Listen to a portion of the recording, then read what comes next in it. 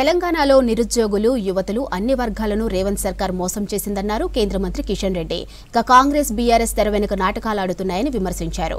ప్రజల్లోకి వచ్చి ఓట్లు అడిగే ధైర్యం కాంగ్రెస్ బీఆర్ఎస్ కి లేదన్నారు.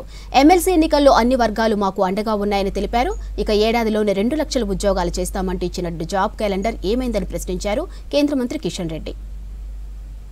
ఈ 4 ఉమ్మడి జిల్లాలకు సంబంధించినటువంటి ఒక పట్టభద్రుల నియోజకవర్గము, ఒక టీచర్స్ నియోజకవర్గం, మొత్తము 3 స్థానాలకు కూడా ఎన్నికలు జరుగుతూ ఉన్నాయి.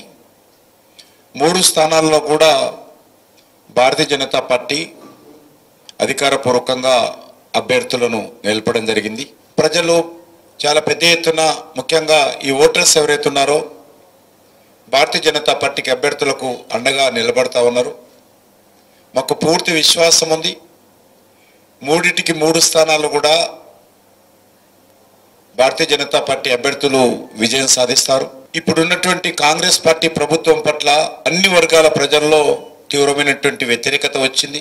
కాంగ్రెస్ పార్టీ ఇస్తానన్నటువంటి, అమలు చేస్తానన్నటువంటి, ప్రజలకు హామీ ఇచ్చినటువంటి ఏ ఒక్కటి కూడా ఇంతవరకు కాంగ్రెస్ పార్టీ ప్రభుత్వం అమలు చేయలేదు. ప్రజల్లో తీవ్ర వ్యతిరేకత ఉన్నది. ఉపాధ్యాయుల సమస్యలపైన కానీ, నిరుద్యోగ సమస్యలపైన కానీ చిత్తశుద్ధితో భారతీయ జనతా పార్టీ అనేక సంవత్సరాలుగా, గతంలో టీఆర్ఎస్ పార్టీ అధికారంలో ఉన్నా, ఈరోజు కాంగ్రెస్ పార్టీ అధికారంలో ఉన్నా, మేము ఆయా వర్గాలకు అండగా నిలబడుతూ వారి సమస్యలపైన చిత్తశుద్ధితో మేము పోరాటం చేశాము.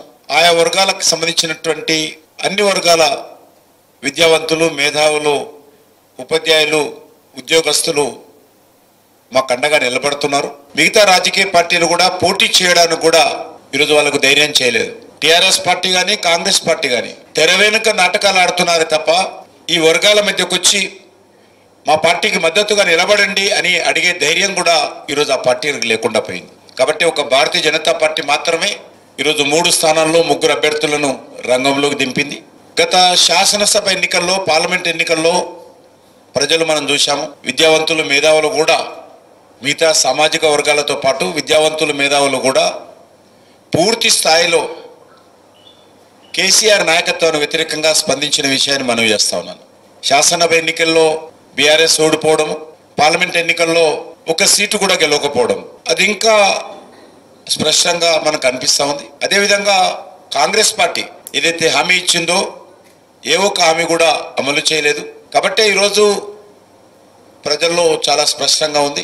కనీసము ఇప్పుడున్నటువంటి ప్రభుత్వం ఉద్యోగస్తులకు రావాల్సినటువంటి డిఏలు కానీ, లేక ఉపాధ్యాయులకు సంబంధించినటువంటి ఖాళీల భర్తీ కానీ కనీసము ఈ ప్రభుత్వం చేసే పరిస్థితి లేదు.